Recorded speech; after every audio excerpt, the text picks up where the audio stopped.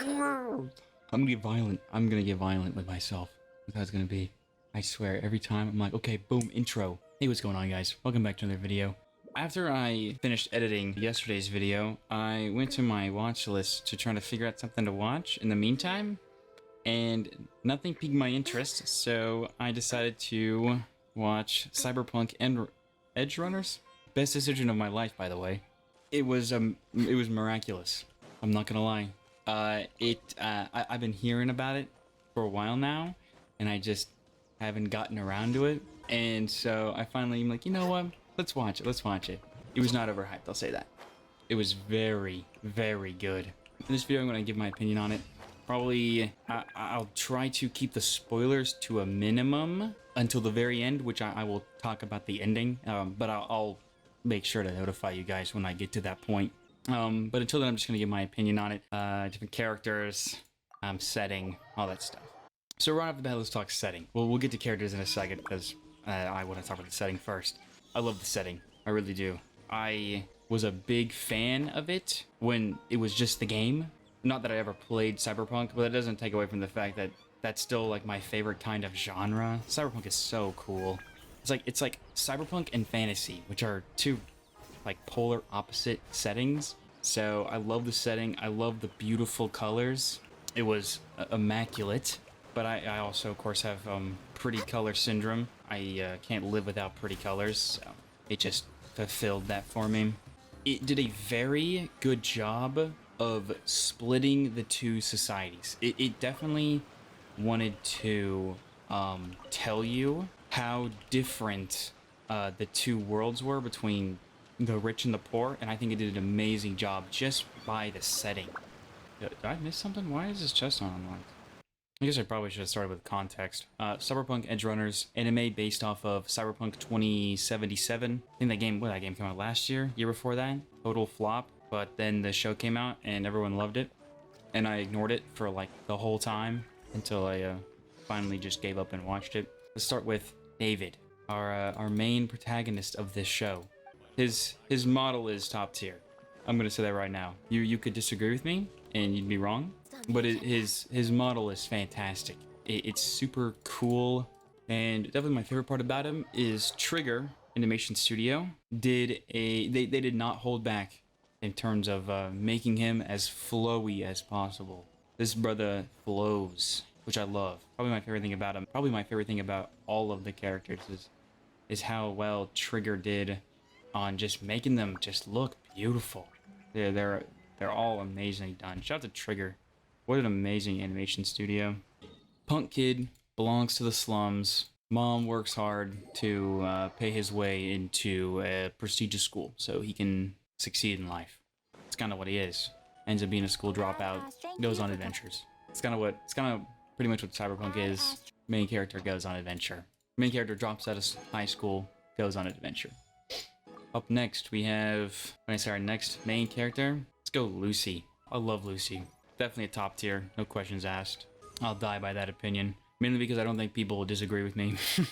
Wasn't expecting her to be as good as she was, because I've seen a decent amount of the show, but it was mostly just about Rebecca, and so I was kind of expecting other characters to just not even stand anywhere near close to Rebecca, because when I first started watching the show and you're introduced to Rebecca, she's not bad. I liked Rebecca off the bat. I was like, okay, so she is the greatest character, whether she gets a glow up or something goes wrong. Something horrible happens. Though she does end up becoming a glow up. Is she my favorite character? No, she's not. She's not my favorite character. It doesn't take away the fact that she is definitely one of my favorite characters. Rebecca is incredible. Also, I was totally just a review on Rebecca, and I just completely skipped over Lucy. Back on topic. Oh, crap. I kind of expected to have more quests. That's not good. So, Lucy. She's built perfectly. I would change nothing about her model or her character at all, actually. She's completely perfect. 10 out of 10. That's all I have to say. Favorite character, no questions asked. At least in terms of female characters, she's my favorite. Perfect character. She's the more serious type. She's like the mystery serious type, which is just mwah, beautiful, perfect. fits extremely well in contrast with the main character. The show does a great job of making them work together. It's perfect. I guess who's up next? Main? We talk Main now? Main's good. He is great leader. He's a straight up top G, no questions asked. Model is incredible, super cool model. And a lot of my favorite scenes towards the beginning had him in it just because he's so cool. Let's talk about perfect side character development, okay? Not only do they build the side characters really well, but they use the side characters to develop the main character, which is honestly probably the best role a side character can have. They do it so perfectly. It's so good. I love it. But yeah, Main, amazing leader, really cool guy. Next up we have Dorio. I liked Dorio. You got what you needed from her. I think in terms of a character fulfilling their role, cool character model. I kept calling her Zarya because that's exactly what she looks like. Up next we have Kiwi. She's like cool Lucy, I guess. She's like Lucy, but following COVID regulation.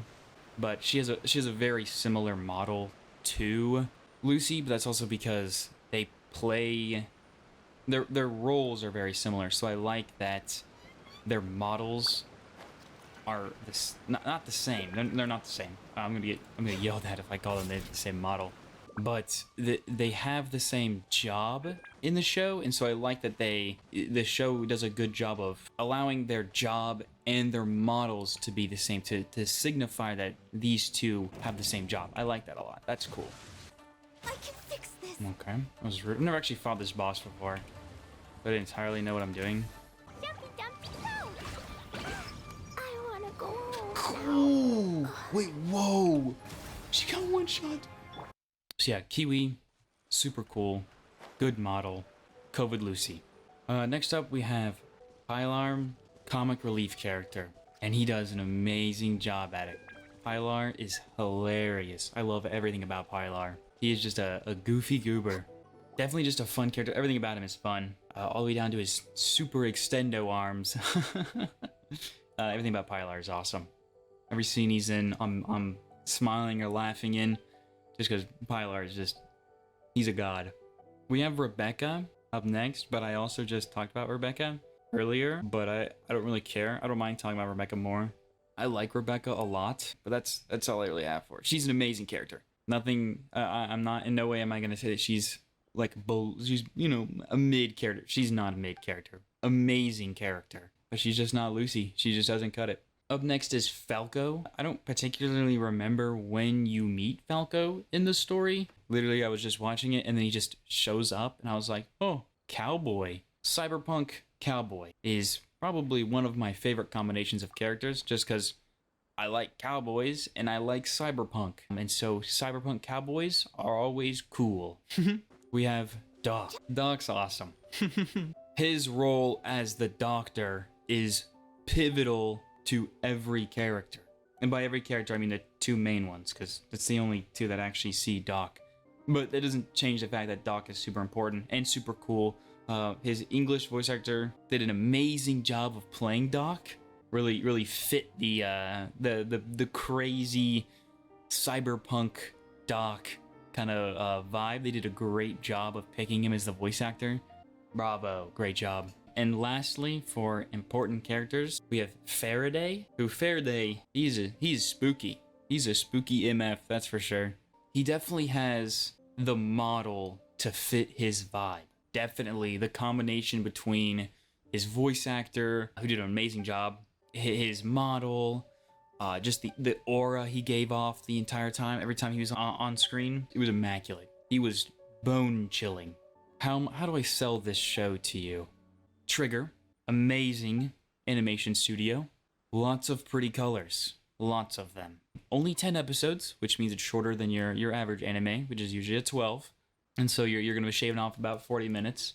The score is insane.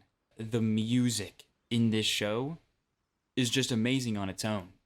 It is fantastic.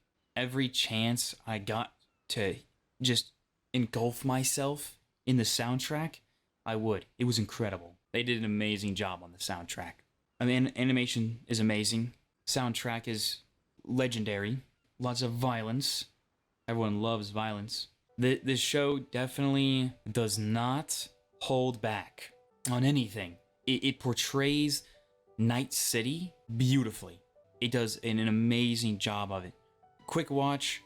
I couldn't stop watching it, but it is definitely something you could sit there and binge and just get through the whole, like, I guess it'd be somewhere around like 3 hours, kinda. Sitting there, just every single episode.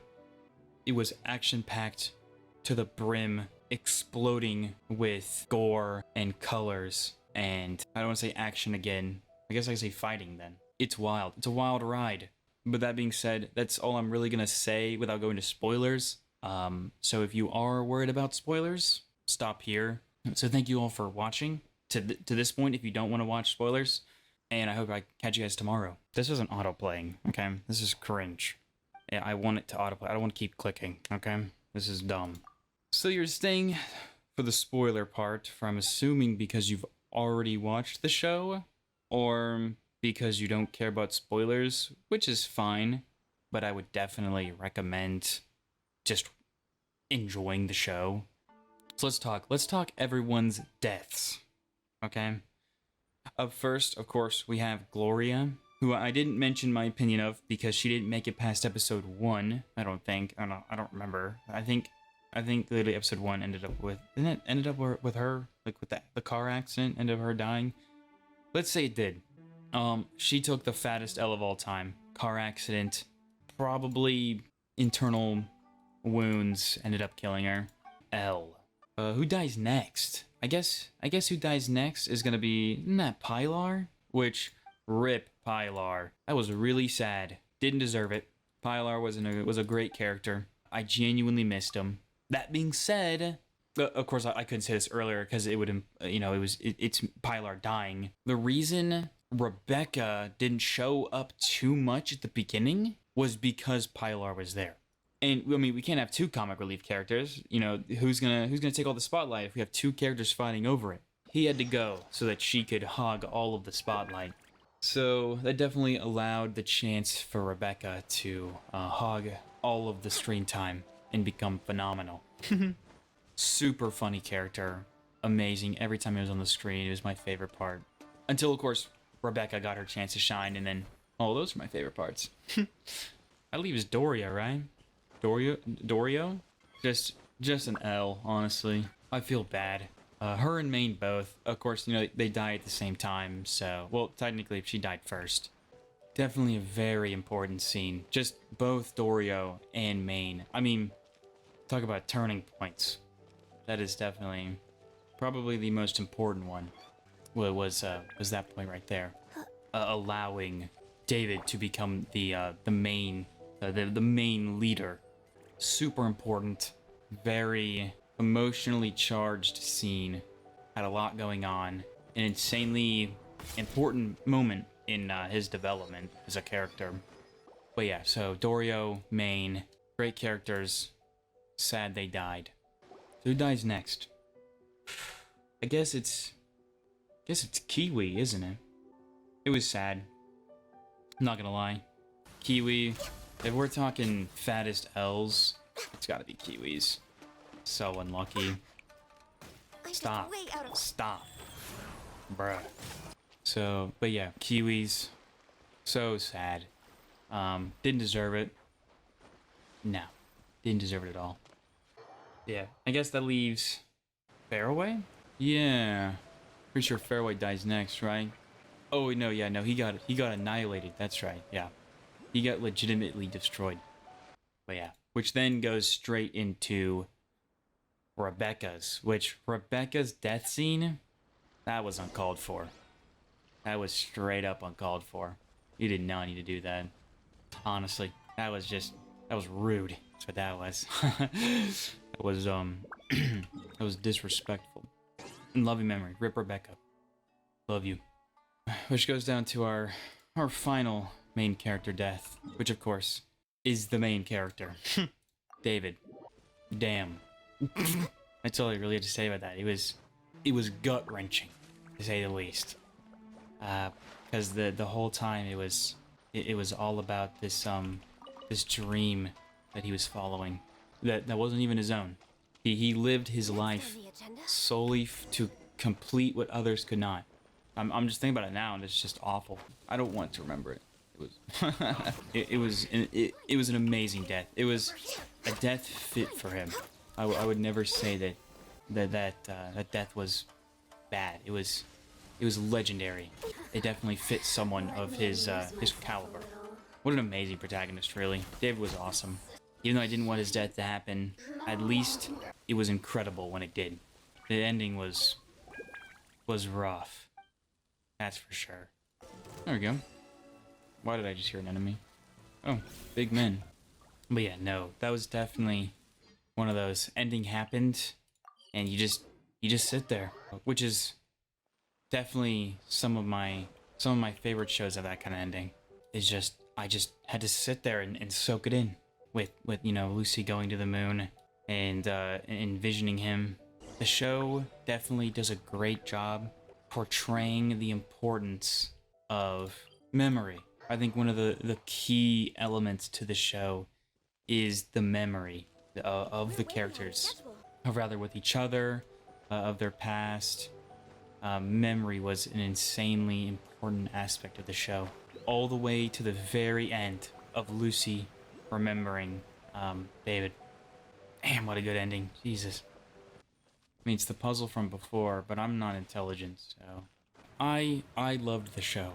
It was probably one of the best anime I've watched in a while in terms of things coming out recently. There's more. Well, guess that'll give me something to do next episode. Though for now, that's all. So I hope you guys enjoyed the video. Thank you for watching, and I'll catch you guys tomorrow.